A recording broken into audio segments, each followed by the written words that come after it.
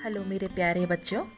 तो आज के इस वीडियो में हम आपकी पाठ्य पुस्तक के पाठ 6 हमसे सब कहते का शब्दार्थ, कठिन शब्द, तुकांत शब्द और अभ्यास कार्य करेंगे। इसका भावार्थ मैं आपको पिछली वीडियो में समझा चुकी हूँ। तो चलिए बच्चों, वीडियो को स्टार्ट करते हैं।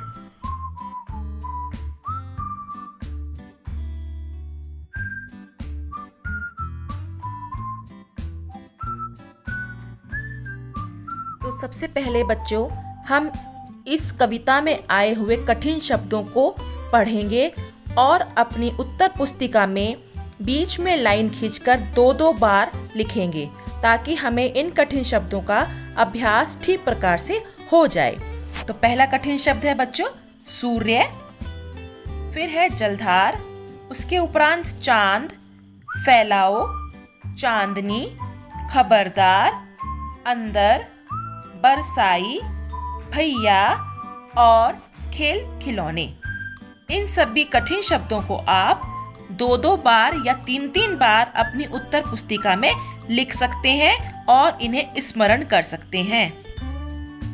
चलिए बच्चों, अब हम इस कविता में आए कठिन शब्दों के शब्द अर्थ सीखेंगे। शब्द अर्थ क्या होते हैं बच्चों? शब्द अर्थ का मतलब है किसी भी शब्द का मतलब, उसका क्या मायने हैं वो हम सीखेंगे। तो एक तरफ लाइन खींच के हम वो शब्द लिखेंगे जिसका हमें अर्थ ढूंढना है और दूसरी तरफ लाइन खींचकर हम उसका अर्थ लिखेंगे। तो सबसे पहला शब्द है बच्चों सूर्य, जिसका अर्थ होता है सूरज, जो रोजाना प्रातःकाल निकलता है और हमें भरपूर रोशनी प्रदान करता है। फिर है बच्चों चांद, जो रात को हमें दिखाई देता है आसमान में, जिसका अर्थ होता है चंद्रमा। चांदनी, चांदनी का मतलब है चांद की रोशनी, जो रात को हमें मध्यम दिखाई देती है ना, सफेद सफेद, वो चांद की रोशनी यानी चांदनी। फिर है धूप, धूप मतलब सूरज की तेज रोशनी जो हमें दिन में दिखाई देती है, जो कभी कभी बहुत ही ज्यादा तेज होती है।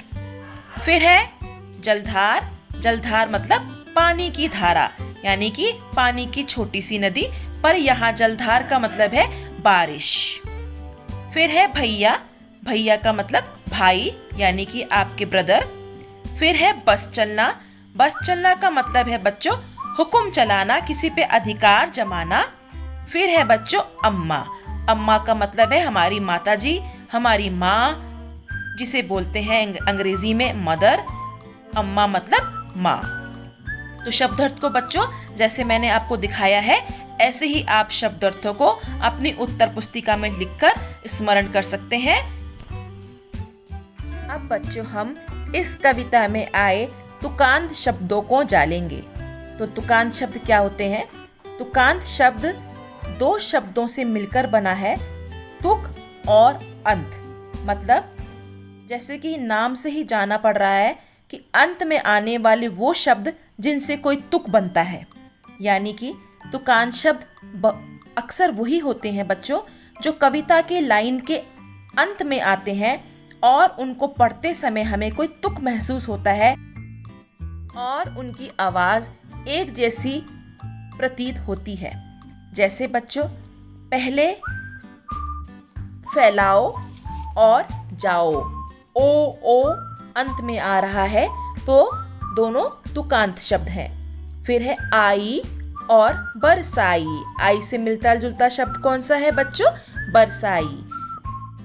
आए और बताए, तो आई से मिलता जुलता शब्द कौन सा है? बताए। तो बच्चों ये हमें हमेशा याद रखना है, जब भी हमें तुकांत शब्द देखने हैं तो हमें ये याद रखना है कि वो कविता की पंक्तियों के अंत में आने चाहिए और बोलने में हमें एक जैसे प्रतीत होनी चाहिए, यानी कि उनकी ध्वनि हमें एक जैसी लगनी चाहिए। तुकांत शब्दों के बाद बच्चों अब हम प्रश्न अभ्यास करते हैं। देखते हैं कविता में क्या क्या प्रश्न पूछे गए हैं और उनके उत्तर हम किस प्रकार लिख सकते हैं। प्रश्न अभ्यास आप अपनी उत्तर पुस्तिका में लिख सकते हैं। कुछ प्रश्नों के उत्तर लिखने की जगह आपकी पाठ्य पुस्तक में भी दी गई है, तो हम उनके उत्तर अपनी पाठ्य पुस्तक में भी लिख सकते हैं। तो चलिए बच्चों, स्टार्ट करते हैं, आरंभ करते हैं। ये हमें कौन कौन से प्रश्न उत्तर करने हैं। तो पहला प्रश्न है बच्चों, नया शीर्षक। नया शीर्षक का मतलब होता है किसी पाठ का या कविता का नाम, किसी भी टॉपिक का टाइटल, उसे हम शीर्षक बोलते हैं। प्रश्न है, अगर तुम्हें इस कविता का नाम बदलने को कहें तो तुम इसे क्या नाम दोगे। तो बच्चों, कभी भी हमें जब किसी पाठ का शीर्षक लिखना होता है, किसी अवतरण का शीर्षक लिखना होता है, किसी कविता का शीर्षक लिखना होता है, तो हमें पहले कविता का मतलब पता होना चाहिए, उस अवतरण का सार हमें पता होना चाहिए, उससे ही मिलता जुलता हम शीर्षक लिखते हैं। तो हमें पता है इस कविता में एक बच्चे की व्यथा को बताया गया है, वो ये कहता है कि हमें ही सब टोकते रहते हैं। तो उससे मिलते जुलते 3 शीर्षक मैंने यहाँ दिए हैं। आप इनके अतिरिक्त भी कोई भी शीर्षक लिख सकते हैं, जैसे हमें भी जीने दो अपनी तरह। नंबर 2, हम हैं छोटे छोटे बालक। नंबर 3, बच्चों की व्यथा। व्यथा मतलब पीड़ा, दर्द। अगला प्रश्न है बच्चों, अगला अभ्यास कार्य है करो मत करो। प्रश्न, पाठशाला में और घर में तुम्हें क्या क्या करने के लिए कहा जाता है और क्या क्या करने के लिए मना किया जाता है, नीचे वाली तालिका में लिखो। मतलब एक तालिका दी गई है, एक टेबल दी गई है, उसमें हमें ये लिखना है कि हमें पाठशाला में और घर में क्या क्या करने के लिए कहा जाता है, और दूसरी तरफ लिखना है हमें क्या क्या नहीं करने के लिए कहा जाता है। तो पहले बोलते हैं बच्चों, जो हमें करने के लिए कहा जाता है, हम चारों वो पॉइंट पहले बोलते हैं। रोज सुबह उठो, समय पर नाश्ता करो, बड़ों का कहना मानो, अपना काम समय पर करो। और जो हमें नहीं करने के लिए कहा जाता है वो है शोर मत करो, कूड़ा मत फैलाओ, झूठ मत बोलो और चोरी मत करो। इसके अतिरिक्त भी बच्चों आप कुछ भी लिख सकते हैं जो आपको करने के लिए आपकी माताजी पिताजी आपको बोलते हैं, अध्यापिकाएं बोलती हैं, और आपको नहीं करने के लिए भी जो कहते हैं वो दूसरी तरफ लिख सकते हैं आपकी अध्यापिकाएं या आपके घर में आपके परिवारजन। तो बच्चों, इस तालिका को हम पूर्ण करते हैं। अब है बच्चों, जरा सोचो। सूरज चांद की रोशनी को भगा देता है, बादल सूरज की रोशनी को भगा देता है, हवा बादल को भगा देती है। बताओ कौन किससे ज्यादा ताकतवर है। तो पहले वाक्य में पहला वाक्य है सूरज चांद की रोशनी को भगा देता है, तो यानी कि सूरज ज्यादा ताकतवर हुआ जिसने चांद की रोशनी को भगा दिया। तो उत्तर लिखेंगे हम, यहाँ सूरज चांद से ज्यादा ताकतवर है।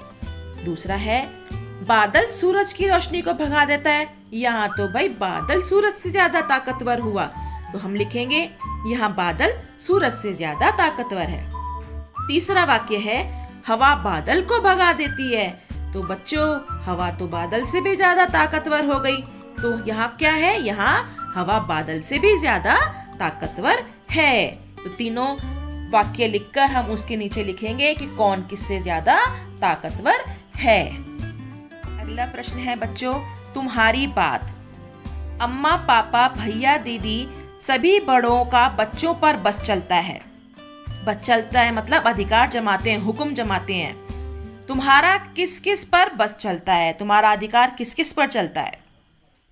तो इसका उत्तर लिखेंगे बच्चों, हमारा बस केवल हमारे खेल खिलौनों पर चलता है, क्योंकि उन्हें तोड़ा मरोड़ा जा सकता है। हम बस अपने खेल खिलौनों पर ही अपना अधिकार जमा सकते हैं। भैया पे जमाएंगे तो मार देंगे, पिताजी पर जमाएंगे तो वो सहन नहीं करेंगे और हमें खूब मार पड़ेगी। दूसरा है तुम्हारे घर में तुम्हें कौन कौन टोकता रहता है, ये मत करो, वो मत करो, ऐसा मत करो, वैसा मत करो। तो हमारे माँ पापा और भैया दीदी दादी दादा सब हमें टोकते रहते हैं, जो भी हमारे घर में हमसे बड़े हैं। किन किन बातों पर तुम्हें अक्सर टोका जाता है, किन बातों पर आपके बड़े आपको घर में टोकते हैं। उत्तर है जब मैं टेलीविजन देखता हूँ या शाम को देर तक खेलता हूँ। दीवार पर पेंसिल चलाने के लिए टोकते हैं, जोर से बोलने के लिए टोकते हैं कि धीरे धीरे बोलो भाई। किताब कॉपी बिस्तर पर फैलाने के लिए बोलते हैं कि भाई अपना बैग पैक करके रखो। और किसी से झगड़ा करने पर भी टोकते हैं। बच्चों ये आंसर, ये उत्तर आप स्वयं भी लिख सकते हैं। ये उत्तर मैंने आपको खाली समझाने के लिए बताए हैं। इनके अतिरिक्त भी जो भी आपको उत्तर आपके मन में आ रहे हैं वो आप यहाँ पर लिख सकते हैं। अगला है बच्चों, शालू को बहुत सी चीज़ों के नाम आते हैं। उसने नाम को लिख लिख कर पट्टी भर ली।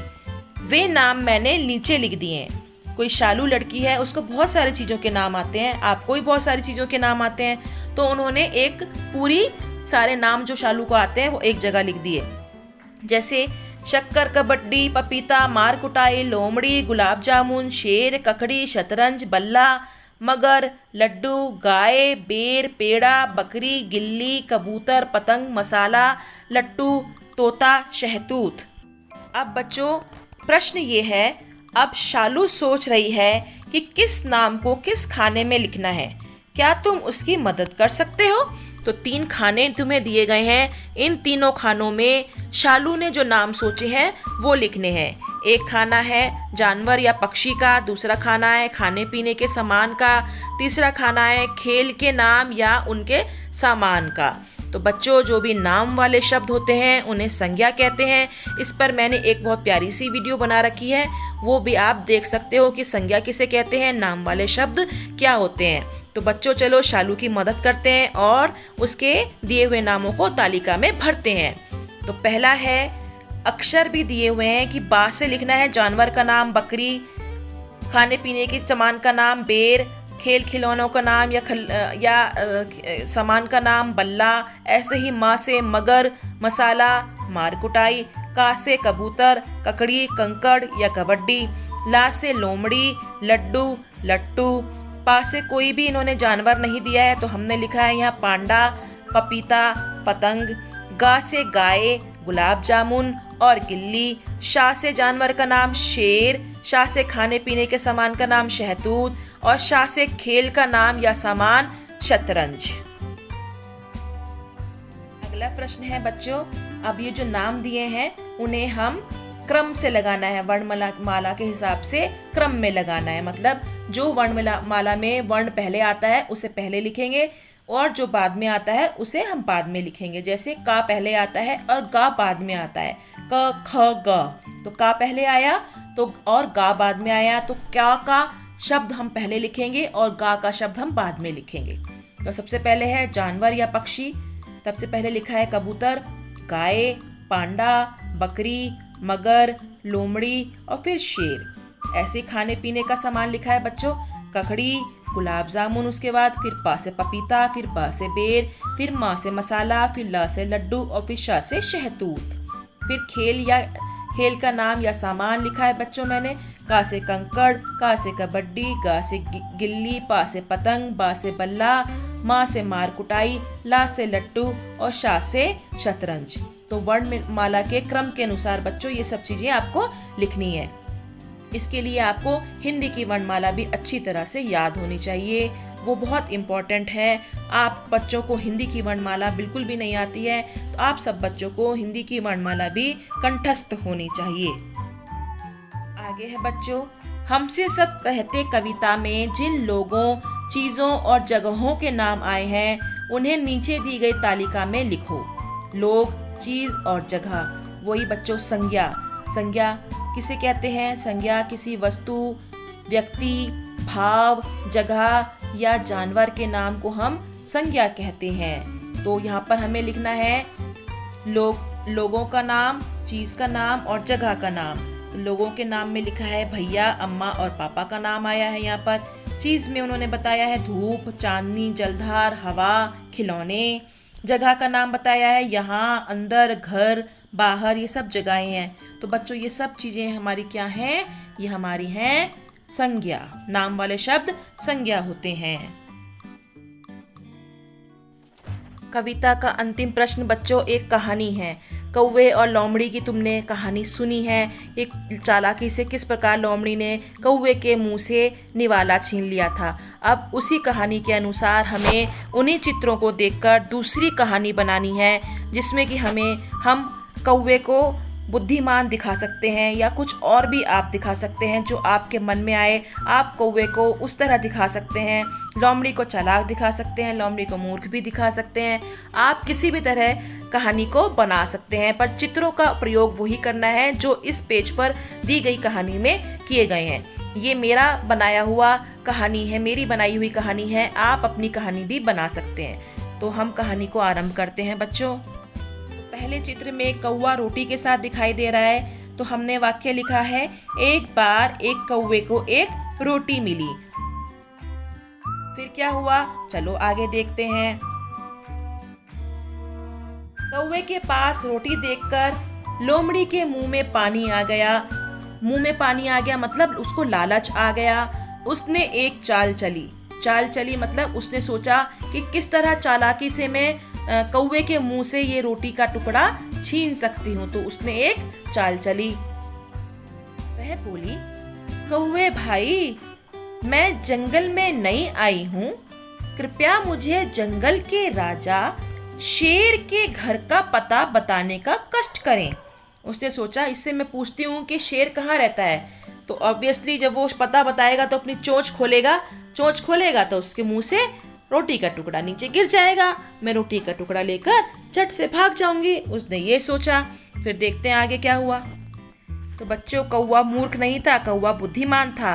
उसने चोंच से रोटी निकालकर पंजों में दबाई और उसे पता बता दिया कि लोमड़ी बहन शेर जी यहाँ रहते हैं, और रोटी को उसने अपने पैरों के पंजे में दबा लिया। तो लोमड़ी कौवे की चालाकी देखकर दंग रह गई मतलब बड़ी हैरान हुई। वह निराश होकर वहां से चली गई।